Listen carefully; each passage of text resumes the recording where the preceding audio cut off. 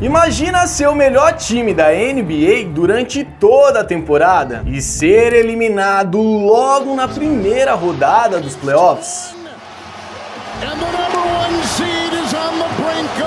Parece impossível, né? Mas acontece muito mais do que você imagina. E hoje vamos tentar entender o porquê os gigantes costumam cair na maldição dos favoritos dos playoffs. O time que possui a melhor campanha da temporada regular da NBA, naturalmente já se torna um favorito para ser o campeão. E de fato, os dados mostram que 57% das vezes são eles que acabam sendo campeões. Afinal, eles tiveram uma temporada inteira de entrosamento e ajustes que fizeram eles ganharem a maioria dos jogos. E boa parte do tempo, as suas estrelas também estavam saudáveis. Já o time que se classificou em último lugar acabou conseguindo essa vaga no último jogo também e chega completamente desacreditado para enfrentar o primeiro colocado de sua conferência. Então, para muitos é praticamente impossível que esse time ameace eliminar os favoritos, ainda mais no primeiro round. Mas desde que a NBA trouxe esse formato de 16 times para a pós-temporada, isso já aconteceu 6 vezes ao total. E antes de eu contar quais foram as vezes e os motivos, não esquece de já deixar o like para fortalecer o nosso trabalho e se inscrever aqui no canal para ficar por dentro de mais fatos e curiosidades da NBA. Mas agora sim, bora voltar pro vídeo.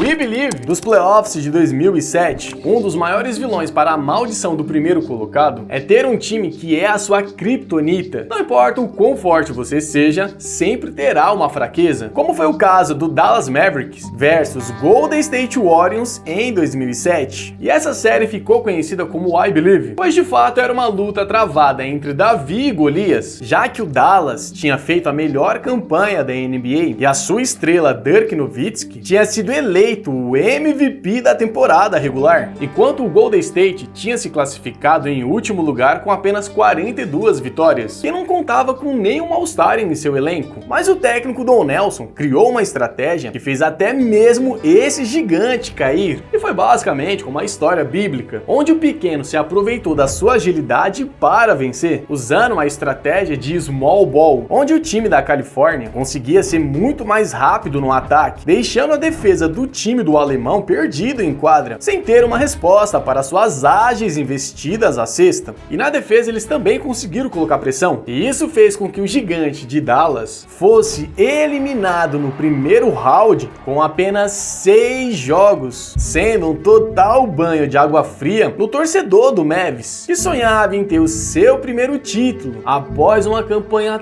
tão empolgante. O Grit and Grind dos playoffs de 2011. E em 2011 foi a vez de outra franquia do Texas ser surpreendida por um mismatch, onde o San Antonio Spurs tinha feito a melhor campanha do Oeste, com um time repleto de estrelas, como o Tim Duncan, Manu Ginobili e Tony Parker, e que enfrentavam o inexperiente Memphis Grizzlies. Apesar do Memphis ter se classificado em último lugar e de ter um histórico extremamente negativo nos playoffs, eles tinha um estilo de jogo que era a criptonita dos Spurs, que se chamava Grit and Grind, que era uma defesa muito agressiva e que fazia jus ao nome agarre e morda. O time de Memphis era composto por exímios defensores e casca-grossas dos dois lados da quadra, que eram focados totalmente no garrafão e conseguiram neutralizar a estrela dos Spurs, o Tim Duncan, na defesa, e também o castigavam quando o time ia para o ataque. E a franquia do Texas simplesmente não conseguia lidar com toda a força bruta do Zach Randolph, e a cada investida à cesta mostrava que apenas um marcador não era capaz de pará-lo. Outro jogador que foi essencial para a defesa e o ataque no garrafão do Memphis foi o Marc Gasol, que acrescentou ainda mais fisicalidade ao jogo, e o Tony Allen e Mike Conley organizavam o time nas duas pontas, e juntos no primeiro jogo da série conseguiram agarrar a vitória, que se tornou ainda mais especial, pois em toda a história do Memphis foi a primeira vez que eles venceram um jogo na pós-temporada e mantiveram essa defesa intensa no garrafão durante toda a série, fazendo com que um time que já foi campeão caia no primeiro round nos playoffs para os novatos em apenas 6 jogos.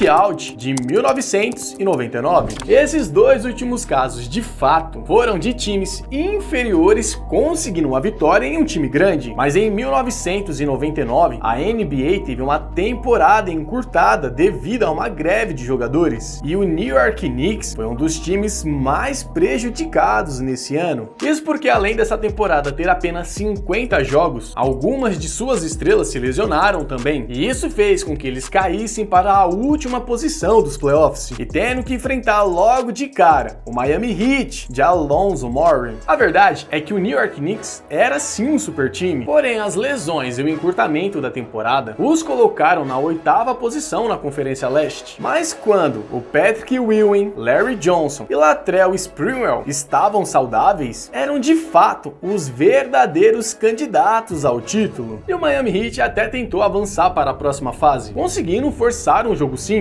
mas esse game winner acabou com seu sonho.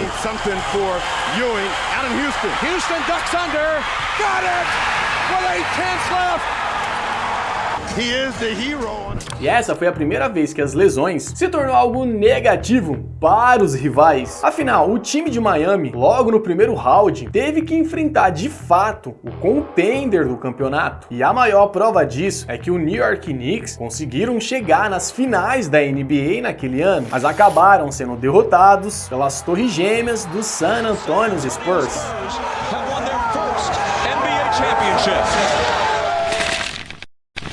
A tragédia de 2012. Na temporada de 2011 e 2012, tivemos outra greve e o Chicago Bulls do Derrick Rose conseguiu fazer a melhor campanha na Conferência Leste, pegando o modesto time do Philadelphia 76ers. E o time de Illinois estava vivendo um grande momento, pois tinham voltado ao hype depois da aposentadoria do Michael Jordan, e todos acreditavam que era questão de tempo para que o seu MVP conseguisse um título também. E no primeiro jogo da série, tudo se encaminhava como planejado, e com a vitória já decretada e faltando menos de 1 minuto e meio, essa tragédia aconteceu.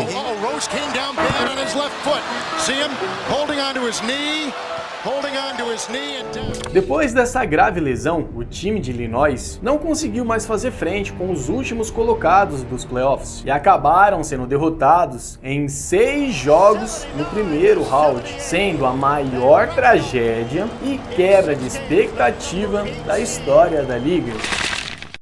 As lesões de 2023. Nada atrapalha mais o sucesso na pós-temporada do que as lesões. E em 2023 tivemos várias logo no primeiro round. No jogo do primeiro colocado, Milwaukee Bucks, e do Miami Heat, que conseguiu a vaga nos play-ins. E quando eu falo que tivemos várias lesões, não estou brincando, pois logo no jogo 1, a grande estrela do Milwaukee Bucks, o Giannis Antetokounmpo, sofreu uma lesão em suas costas, que o tirou do jogo 2 e 3, e o Tyler Hero do Miami Heat sofreu outra em suas mãos, porém essa o tirou completamente dos playoffs. E para piorar ainda mais para os últimos colocados, no jogo 3, o Victor Oladipo sofreu uma lesão assustadora em seu joelho, que também o tirou dos playoffs e da temporada regular seguinte. Porém, mesmo com o Miami Heat tendo muito mais desfalques, o Jimmy Butler ativou o modo playoffs e nos 2 últimos jogos simplesmente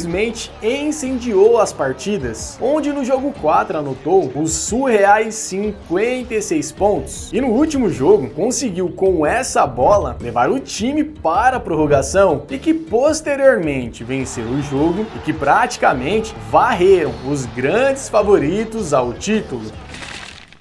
A virada de 1994. Tudo tem um começo, e a temporada de 94 é o ponto de partida desse vídeo, pois os Seattle Supersonics de Shawn Kemp e Gary Payton conquistaram a melhor campanha da liga e tinham que enfrentar o jovem elenco da franquia do Denver, mas o que era para ser algo fácil acabou dando origem a uma história de superação. Os 2 primeiros jogos da série saiu como planejado, com o Seattle Supersonics vencendo vencendo com autoridade. Mas no jogo 3 em diante, tudo mudou, pois os jovens de Denver, sob a liderança do Dikembe Mutombo e do LaFonso Wellens, fizeram uma defesa implacável nas peças-chave do time rival, com o Dikembe na série dando 31 tocos ao total, resultando em 3 vitórias seguidas e dando origem a essa cena que expressa todo o alívio em conseguir fazer o impossível.